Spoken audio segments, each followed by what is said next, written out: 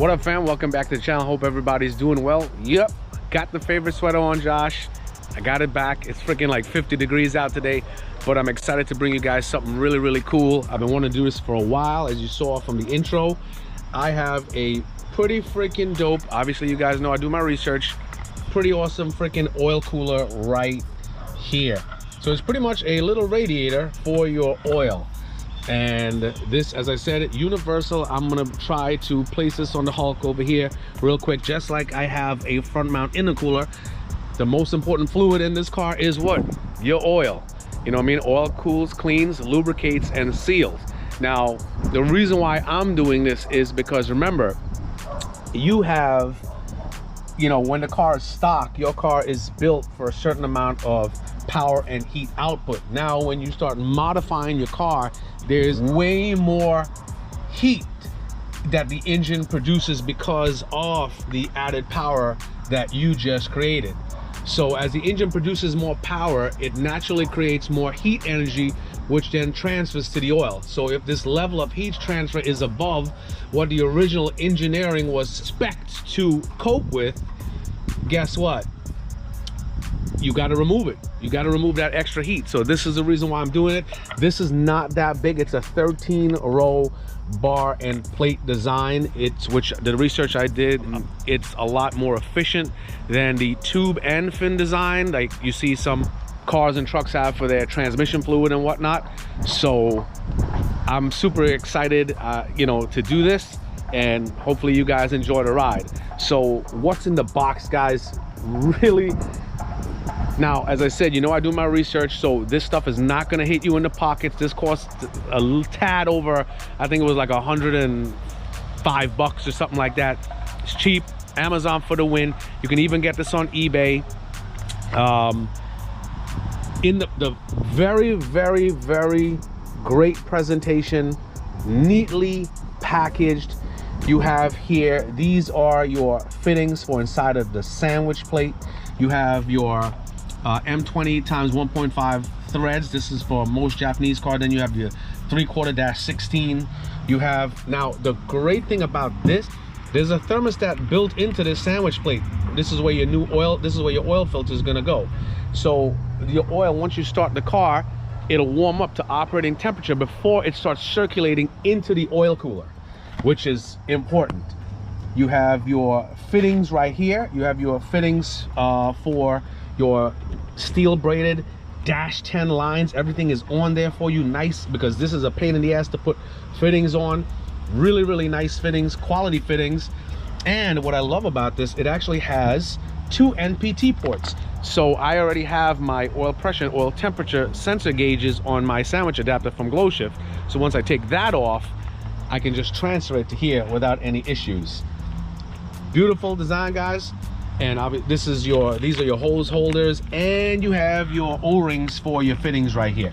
So as I said, love that you guys are enjoying this ride with me. Hold on to your seat. So what I'm about to do real quick, you guys seen me done this many times. I gotta take off my bumper. So once I take off the bumper, I'm gonna size everything up and see how it fits. Obviously with this, we're gonna be taking off the oil filter, so some oil is gonna have to come out. I already have extra oil and stuff like that, so let's do this. All right, guys, so this is how it's gonna go. I just had to fit it behind here, and it's gonna go nice and flush there. But what I'm gonna do is I took off this bolt right here for the intercooler, and I got these brackets from Lowe's. So what I'm gonna do, and the brackets actually fit perfectly in this recess right here. So I'm gonna widen the holes on the bracket and then put one hole in the bracket to fasten it on both sides of the front mount. And the AN fittings should have no problem clearing up here.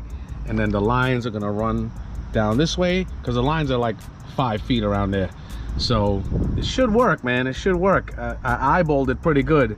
It's about 4, so from this end here to this end here, it's about 13 inches, and it's about 4 feet, a little over 4 feet high.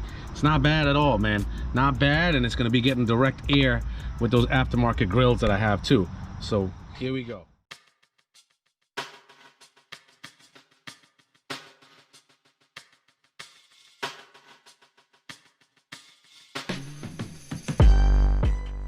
All right, guys, so as I said before, those brackets fit directly into those little recesses on the side of the oil cooler. So what I had to do was widen the hole to match the recess holes in the oil cooler to the brackets. So once I did that, then I had some metric nuts and split washers. I just put those in there and fastened it together.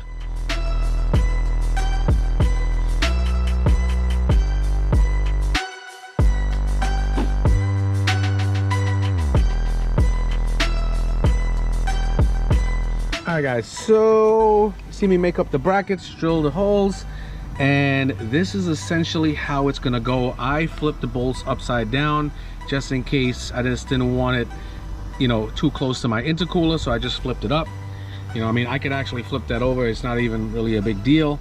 Now all I got to do is just mark where I'm going to drill this hole for the main intercooler bolts. And so the main intercooler bolt is going to hold this bracket, and it's going to be firm, so I don't even have to attach anything up here. That's going to be freaking awesome. Yep, not going to have to put anything up here. That's going to be nice. So let me just mark this out, drill this hole, and that's it. All right guys, there you have it. Drilled a hole, just put a little dot, eyeballed it. Perfect. And that's really it for fastening down the intercooler. Now what we're gonna have to do is I'm gonna connect up the lines, the AN fittings, run it underneath the car, and obviously I'm gonna have to take this back out, guys, because you actually have to fill this up with oil to get the air out of it. You get what I'm saying? You fill this up to get the air out of it. Okay? All right guys, super important. I just took off the skid plate underneath because we're gonna have to take off the oil filter to get to this sandwich plate that I had here before. I'm gonna end up taking off my oil temperature and oil pressure sensors, take the sandwich plate off, take the oil filter off. So I am gonna lose a little bit of oil, not a big deal. Take off this sandwich adapter. Once that's off, I'm gonna be putting this one on. Guys, very important, make sure Teflon tape has to be added on all the threads, especially the gold stuff. This is the stuff especially for metal, oil. It's very, very resilient. That's why I never had a leak. I've had this in for months, never had a leak from my sensors. So definitely you're going to be using Teflon tape on your threads, and don't crank everything down yet until everything is ran and fitted properly. And as I said before, got to add some oil to this to get the air out, and yeah, that's it. So let's go. All right guys, so as I said before, you see me taking off the oil filter. I got to take off those NPT ports for my oil temperature and oil pressure sensor, then take off the sandwich plate. Now that little thing you see right there, that is the little oil cooler right there. It's like it's an oil to coolant cooler, so to speak. Now, with regards to the type of oil cooler I picked, which is the bar and plate design, I picked that over the tube and fin because the bar and plate, it's, even if it might cost a little bit more, it's more resilient to being heat soaked, just like a bar and plate type intercooler, like I have as a front mount.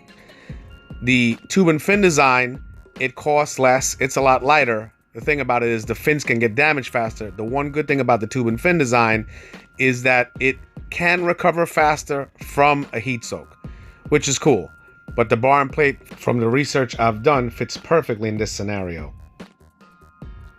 Now, as I mentioned before, even though the sandwich plate has a built-in thermostat, there is some flow of oil going to the oil cooler even while the car is warming up.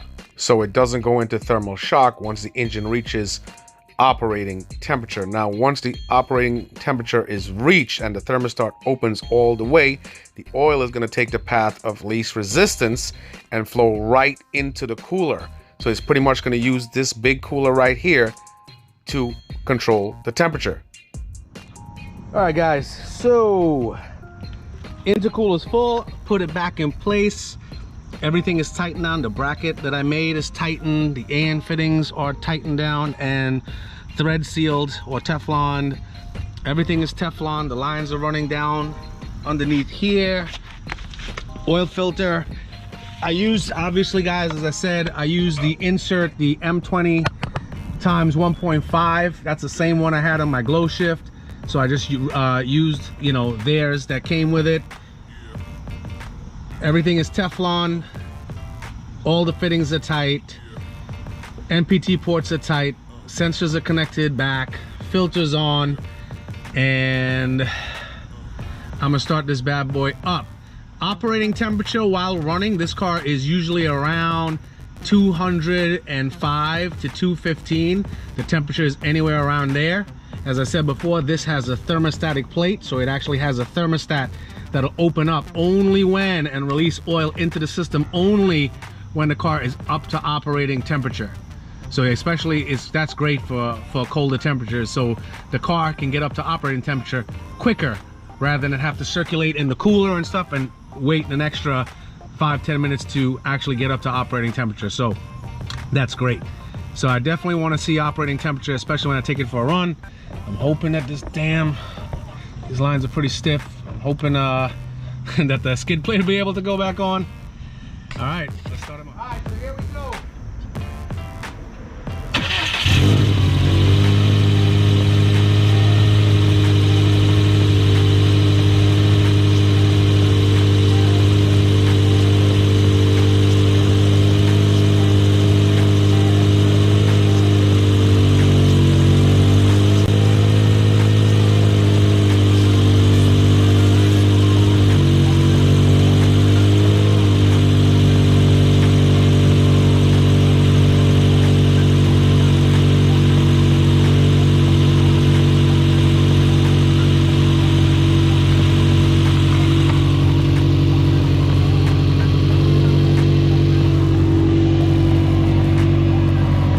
Good, no leaks.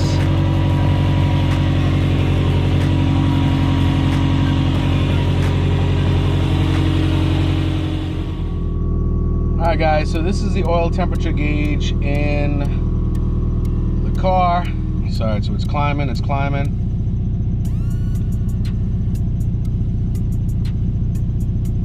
I'm glad this was a success. Super, super glad this was a success.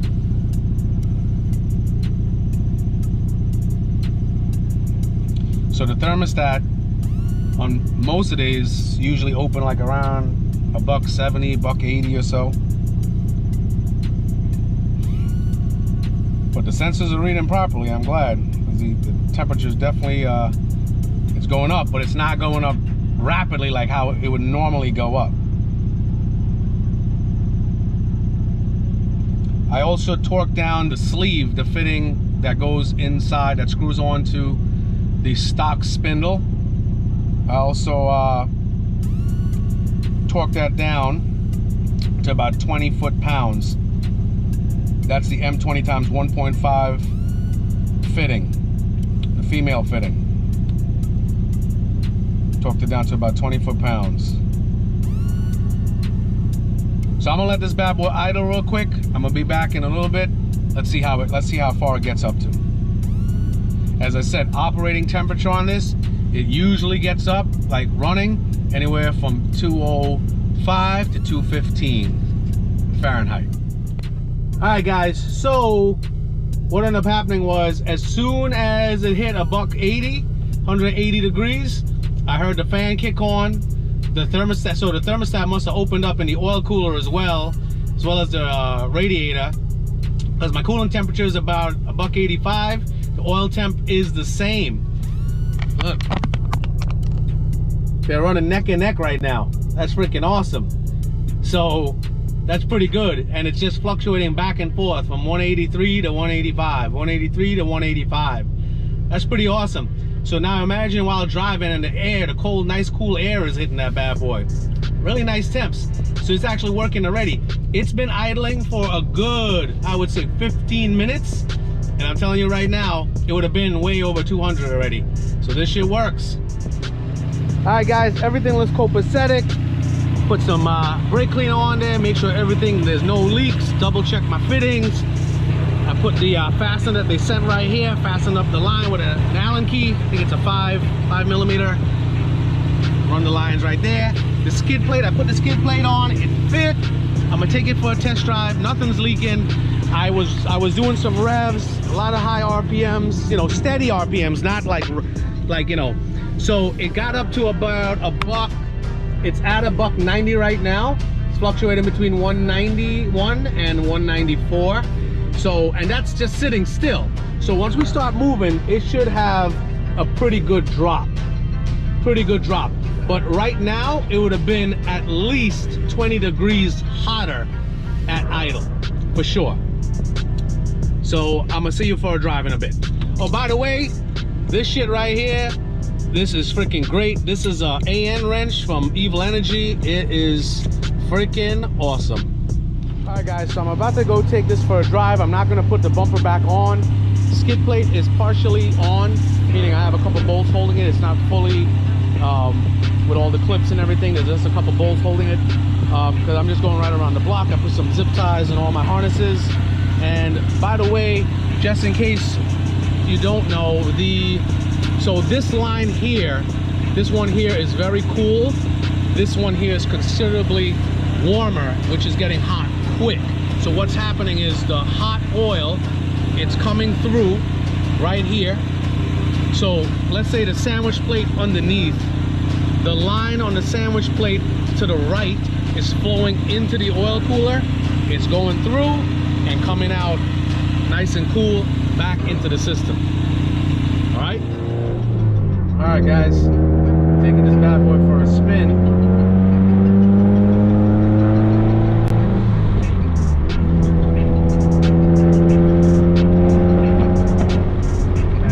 Nicely in the 180s.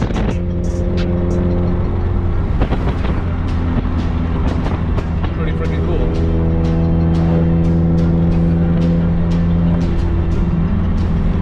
So right now it's at least 30 below where it normally is, 30 degrees. And I'm driving pretty slowly because, you know, I mean, residential neighborhood and all. But it was already doing its job from the moment I installed it, and just idling it was already doing its job. So I'm pretty I'm pretty happy with it. Yeah, it's definitely not even going to pass 185.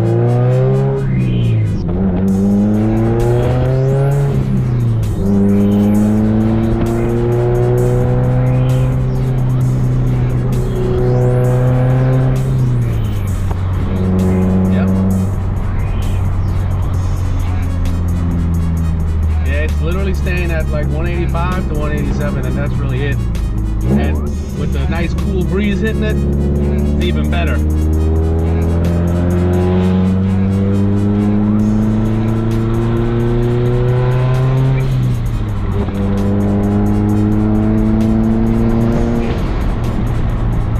Yep, just holding at 185. Yeah, man, this is freaking awesome. Let me tell you, it's universal. Not paying out of my pocket for like Perrin or whatever other oil coolers are out there, which are anywhere from $300 to $600. And this thing comes with a thermostatic plate too, so can't get any better than that. So I'm about to button this bad boy up, guys. Don't forget, definitely like, subscribe, comment, and also make sure top off your oil. I took an extra half to 3/4 quarts, so your oil capacity is definitely going to be more now. You know what I'm saying? So definitely. So what I'm going to be doing now, I'm going to put the car back on the ramps, double check all my fittings, the filter, double check everything, put everything back on, and that's it. Guys, that's my time. I'll definitely be talking to y'all soon. Take care of yourselves and each other.